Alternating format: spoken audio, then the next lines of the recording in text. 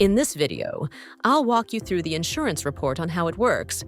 Once you're logged in, look for the Reports, Sale Reports, and then the Insurance Report, which provides details of all the sales where the customer had opted for insurance to pay on their behalf, with the option to sort the data using the filters at the top.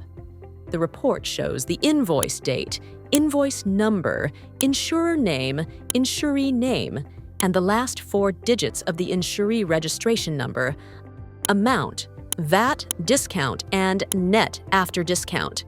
Then the refund, net sale, cash or bank amount that the customer has paid, and the amount insurance has been charged, with the option to export the report as an Excel file. That's all about the insurance report. To learn about other interfaces, please watch our other videos.